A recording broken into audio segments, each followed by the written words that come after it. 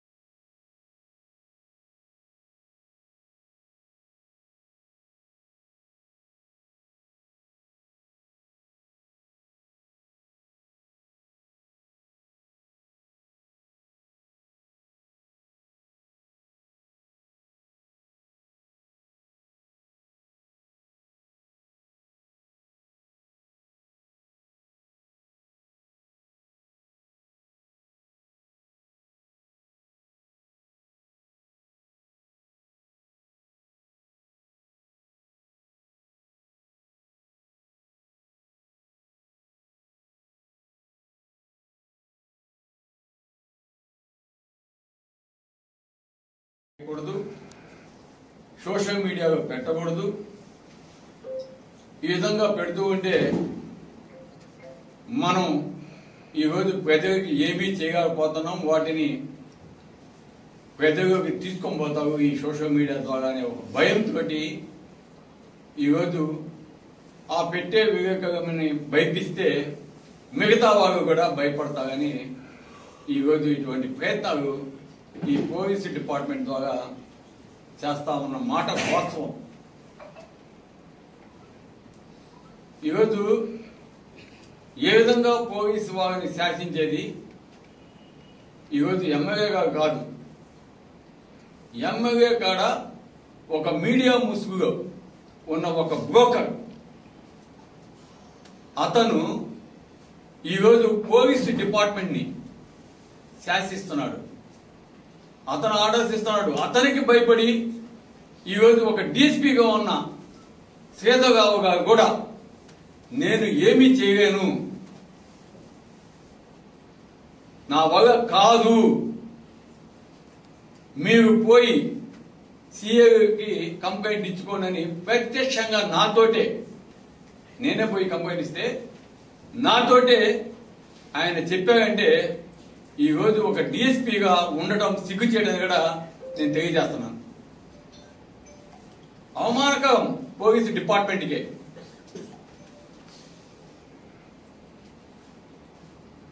చర్యలు తీసుకోవాల్సిన డిఎస్పీ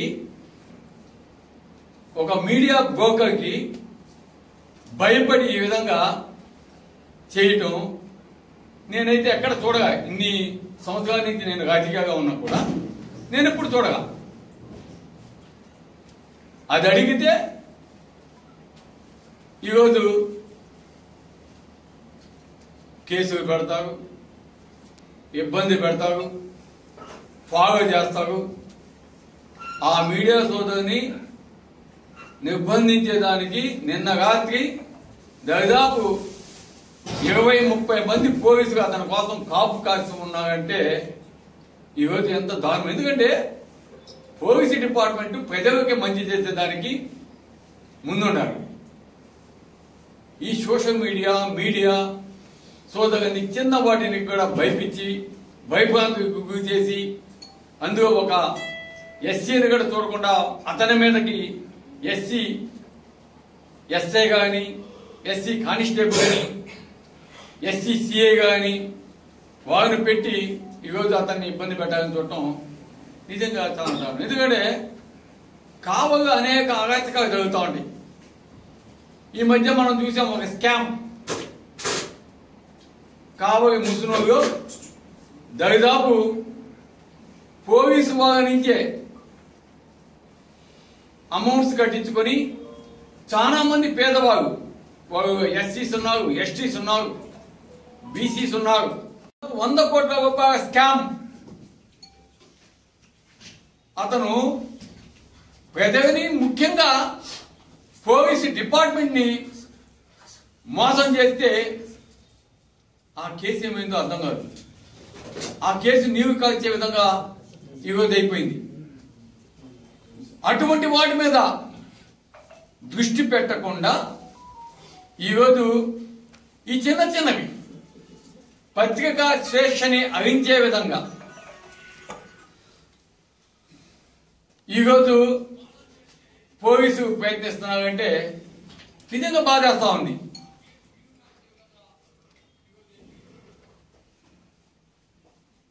ఎందుకు మాట్లాడుతున్నామంటే న్యాయాన్ని రక్షించాల్సిన పోలీసులే ఇటువంటి అరాచకాలు, స్కామ్స్ జరుగుతున్నవి వదిలేసి చిన్న కేసులు, పెట్టి కేసులు. ఒక మీడియా సోదరుడు అతని స్వేచ్ఛని హరించడమే కాకుండా వాళ్ళని కావాలని దాంట్లో ప్రధాన పాత్ర పోలీసు డిపార్ట్మెంట్ పోషిస్తుందంటే అది కూడా స్వయంగా 10 సంవత్సరాలు నేను ఎమ్మెల్యేగా ఉండి ఒక మీడియా ముసుగుగా ఒక బ్రోకర్ లాగా ప్రస్తుత ఎమ్మెల్యే వద్ద ఉన్న వ్యక్తి అసభ్య పదజాలంతో, సంస్కారం లేని వాక్యాలతోటి సోషల్ మీడియాలో పెడుతూ ఉంటే స్వయంగా నేను పోయి డిఎస్పీ గారికి చెప్తే నాకు ప్రజెస్ ఉన్నాయి, అతన్ని నేను ఏమీ చేయలేను అని చెప్పాడంటే ఆ డిఎస్పీ యొక్క వాల్యూస్, పోలీసు డిపార్ట్మెంట్ యొక్క వాల్యూస్ ఏ విధంగా తగ్గిపోతున్నాయో పోలీసు డిపార్ట్మెంట్ అంటే ప్రజలు ఎంత చులకన అయిపోద్దో ఒక్కసారి ఆలోచించాలని నేను ఈరోజు పోలీస్ డిపార్ట్మెంట్ కానీ డిపార్ట్మెంట్ వారిని ముఖ్యంగా మన ఎస్పీ గారిని కూడా నేను అడుగుతున్నాను. ఎందుకంటే ఎస్పీ గారు గతంలో కొన్నిసార్లు కూడా ఇమ్మీడియట్ గా స్పందించారు, చక్కగా వాటిని కంట్రోల్ చేయగలిగారు. కానీ ఇప్పుడు కావగా జరుగుతున్నవి తప్పకుండా ఎస్పీ గారు కూడా దృష్టి పెట్టాలి, ఇటువంటి అరాచకాలని ఆపాలని నేను తెలియజేస్తున్నాను. గడప గడపకి ఎమ్మెల్యే కార్యక్రమం చాలా మంచిది, దాంట్లో నేనేం కాదన్ను. ఎందుకంటే మేము కూడా గతంలో గడప గడపకి ప్రోగ్రాం పెట్టాం. ప్రతి ఒక్క వార్డు కూడా దిగాం, ప్రతి ఒక్క ఇల్లు కూడా దిగాం. ఒక్కొక్క వార్డు 2 రోజులు 3 రోజులు కూడా దిగాం. వాళ్ళ సమస్యలన్నీ కూడా చెప్పావు. అప్పటికప్పుడు అధికారులు కూడా చేతనైనవన్నీ కూడా పరిష్కరించారు. అది ఆ విధంగా ప్రజలకు అందుబాటులో ఉండటం మంచిది. కానీ ఈరోజు గడప గడపకి ఎమ్మెల్యే గారి కార్యక్రమం ఏ విధంగా జరుగుతుందో మనం చూస్తా ఉన్నాం.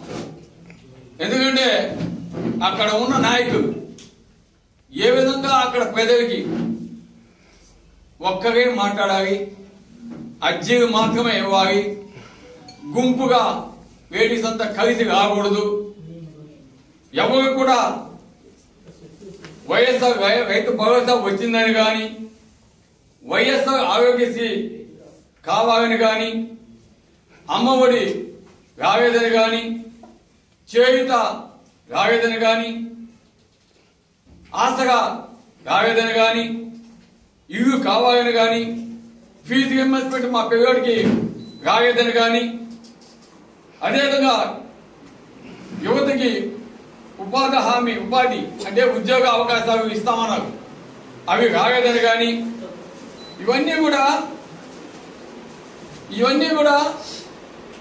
అడగకూడదు. 20 లక్షల ఉపాధి అవకాశాలు లేదా నిరుద్యోగ వృత్తి 3,000 రూపాయలు కానీ అదేవిధంగా రైతుకి ప్రతి ఏటా 20,000 రూపాయలు ఆర్థిక సహాయం కానీ ప్రతి మహిళకి 1,500 రూపాయలు నెలకి ఇస్తామని కానీ స్కూల్కి వెళ్ళే విద్యార్థికి 15,000 రూపాయలు ప్రతి ఒక్క విద్యార్థికి, ఒక ఇంట్లో 5 మంది ఉంటే 5 మందికి 5-15 75,000 రూపాయలు కానీ అదేవిధంగా ఉచిత బస్సు కానీ సూపర్ 6 కానీ ఇవేమీ అడగకూడదంట. ఇవి అడగకుండా మీకు ఏదైనా సంబంధించి అటువంటివి ఏమైనా ఉంటే అర్జీ రూపంలో మాత్రమే ఇవ్వండి.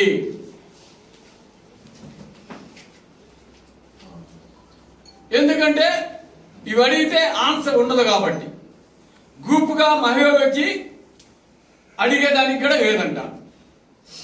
ఇటువంటి గడప గడపకి కార్యక్రమం పెట్టి ఈరోజు వాళ్ళు సాధించేది ఏమిటని కూడా నేను అడుగుతా ఉన్నాను.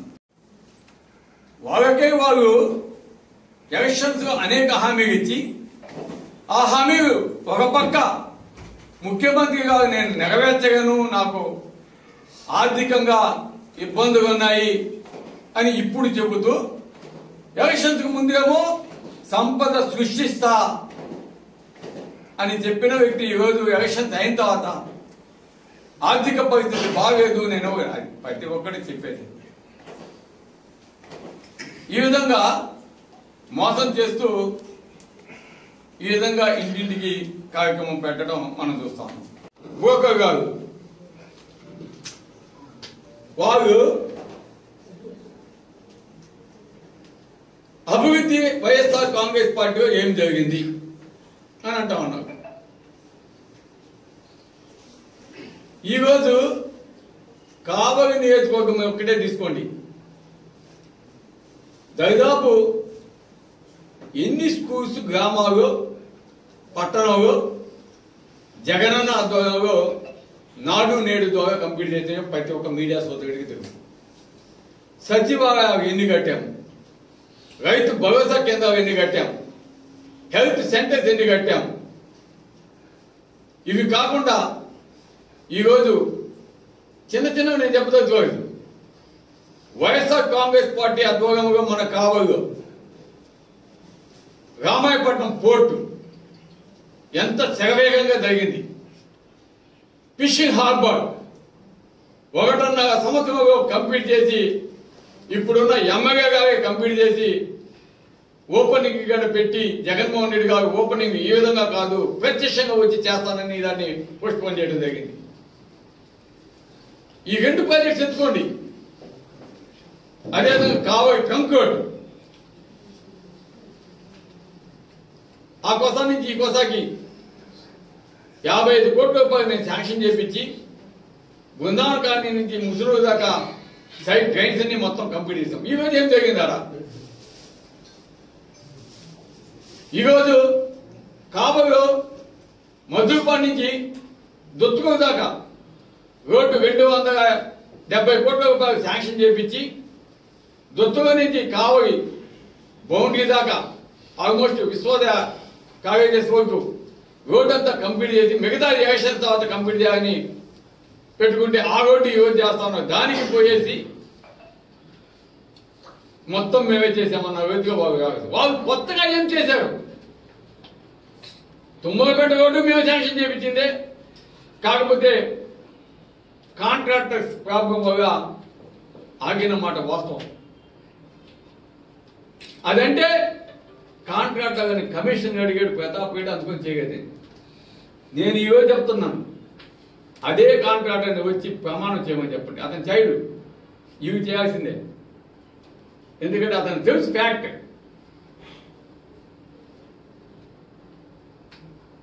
ఆ కాంట్రాక్టర్ చేయడు, ఎందుకంటే అతన్ని తీసుకోలేదు కాబట్టి, ఇవ్వలేదు కాబట్టి. కానీ ఇవి చేస్తాను. ఈ రోజున రోడ్డు చేశారంటే చేయగా ఇప్పటికీ మత్స్యకారులకు ఎంత ఇబ్బందికరంగా ఉందో. ఆ 2 బ్రిడ్జెసే దాదాపు 9 కోట్ల రూపాయలు ఆ బ్రిడ్జెస్ ఫౌండేషన్ స్టోన్ అడిగేది.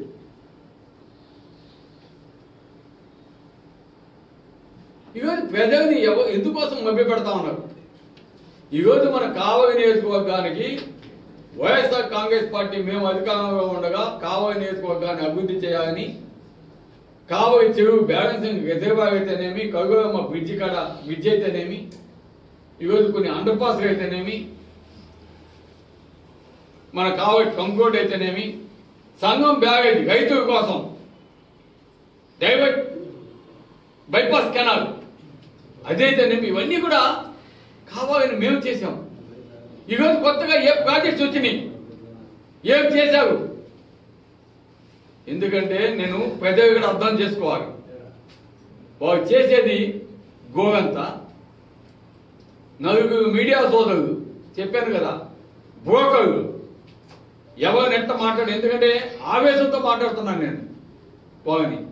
ఎందుకంటే నా నోటి నుంచి అట్లాంటి పదాలు కావు, కానీ ఈరోజు మాట్లాడాల్సి వస్తుంది. ఎందుకంటే ఒక డిఎస్పీగా ఉన్న శ్రీధర్రావు గారు, సార్ వీటిని కంట్రోల్ చేయండి, ఈ విధంగా వాళ్ళు రాయడం కరెక్ట్ కాదు, అసభ్య పదజాలంతో సంస్కారం లేని వార్తలతోటి వాళ్ళని కంట్రోల్ చేయమంటే నేను అసమర్థుణ్ణి, నేను చేయలేను అని చెప్పిన మీదట నేను ఈరోజు మాట్లాడుతున్న బ్రోకర్ని. ఈరోజు ఇప్పుడు దాకా తెలుగుదేశం ప్రభుత్వం అధికారంలో వచ్చినాక మాట్లాడుతూ ఉండగా ఆ అవినీతి జరిగింది, ఈ అవినీతి జరిగింది, ఎస్ మాట్లాడచ్చు. ఈరోజు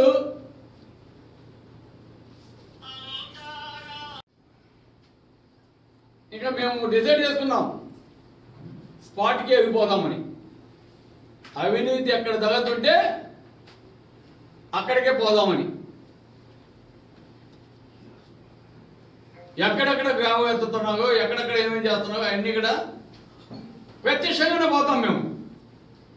మీరు భయపెట్టినా, కేసులు పెట్టినా, నా మీద అక్రమ కేసులు పెట్టి జైలు పంపించినా I don't care.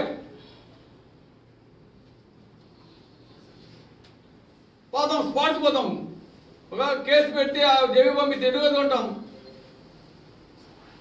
Oh 20 days ఉంటాం, 25 days ఉంటాం, తాత వస్తాం, పోడతాం. మీరు చేసే అవినీతి అక్రమాలన్నీ కూడా బయటేస్తాం. ఏ విధంగా ఇసుక సముద్రం కూడా ఎత్తుతున్నా ఈ మధ్య ఈనాడుగానే వచ్చింది. ఇది కూడా ఈనాడే, ఇది కూడా ఈనాడే. తెలుగుదేశం నాయకుడు మాట్లాడుతున్న మాటలు, మాకు ఎమ్మెల్యే ఉన్నాడు, ఎవడొస్తాడో రండి చూసుకుందాం, మేము చేసేదే. ఎవడైనా మాట్లాడారంటే మీ మీద కేసులు పెడతాం, మిమ్మల్ని కొడతాం, చెవులు కోస్తాం అని బెదిరింపు. దీనికి మద్దతు పోలీసు డిపార్ట్మెంటు. హాంపట్ అంట, ప్రతాపరెడ్డి హాంపట్. ఏదో ఒకటి కాదు కదా. 153 ఎకరాలు 500 కోట్లు హాంపట్.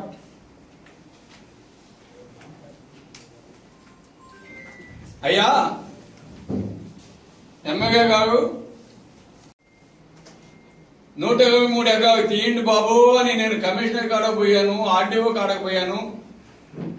ఆ ల్యాండ్ ఎక్కడుందో తీసి, ఒకవేళ మీ వల్ల కాకపోతే చెప్పండి, నేనే వస్తాను స్పాట్కి, అధికారులు కూడా వచ్చి ఐడెంటిఫై చేయండి, నేనే నిలబడతాను, ఫెన్సింగ్ వేయండి, ఫెన్సింగ్ వేసి ప్రభుత్వ భూమిని పెట్టి పేద ప్రజలకు ఇవ్వండి. అటువంటిది చేయకుండా 10 నెలలు అయితే సిగ్గు లేకుండా హాంపట్.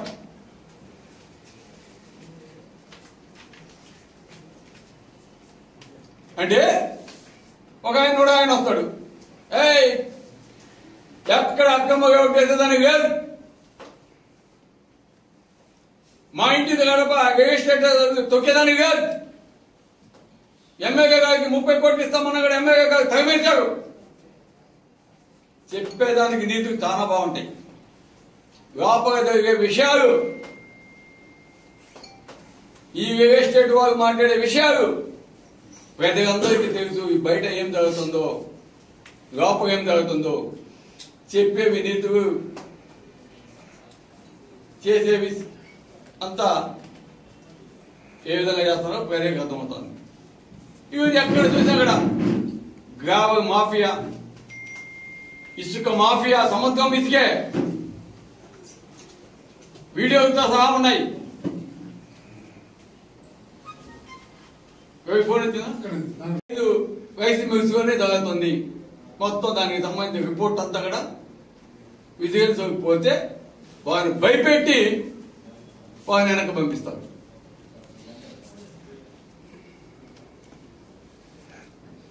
లేదా కొంతమంది ఈ బ్రోకర్ కావు రాస్తారు, ఎమ్మెల్యే ప్రతాప్ రెడ్డి కావాలి అంటే ఏదో ఒకటి తగ్గింది అని. అంటే వాళ్ళు ఎవనవని కొట్టేది ఆ ప్రతాప్ రెడ్డి వచ్చినప్పుడు జరిగింది.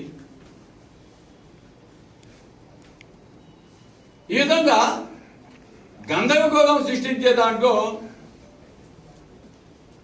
ఈ ఎమ్మెల్యే ఆదేశిస్తున్నాడా, అసలు ఇదంతా కూడా ఆ బ్రోకర్లకే అప్పచెప్పి వారి చేత పోలీసు డిపార్ట్మెంట్ నే నడిపిస్తున్నాడా అనేది అర్థం కావట్లేదు.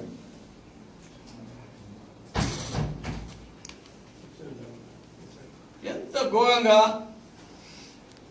ఎంత ఇదిగా ఈరోజు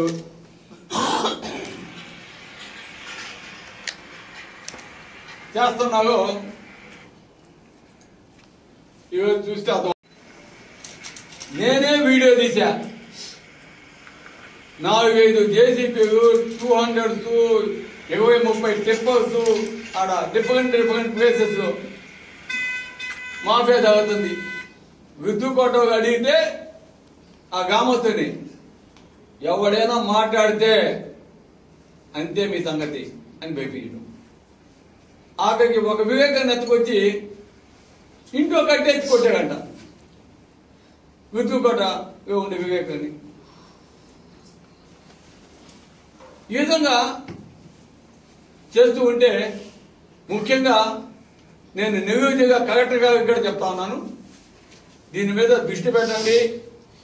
ఈ గ్రావెల్ మాఫియా మెటల్ మాఫియా, సముద్రపు ఇసుక mafia, ration mafia, belt shop mafia, ఇవన్నీ కూడా విచ్చలవిడిగా జరుగుతాయి. అందుకే ఈ మధ్య సర్వే కూడా చూసాం.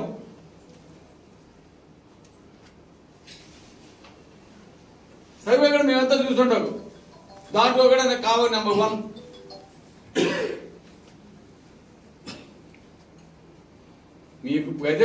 ప్రజలు మీకు అవకాశం ఇచ్చింది మంచి పాలన అందించమని, రౌడీజం చేయమని కాదు, మంచి పేరు తెచ్చుకోమని. మంచి పేరు తెచ్చుకుంటే మేము తప్పకుండా అభినందిస్తామని చెప్పున్నాం. అయ్యబాబు కావాలి పెట్టారు, బ్రహ్మాండంగా అభినందించాం. ఏదైనా మంచి పని చేస్తే అది అభినందిస్తాం. మీరు ఇటువంటి అరాచకాలు, అక్రమాలు, అవినీతి ఇవన్నీ చేస్తే తప్పకుండా ప్రశ్నిస్తాం.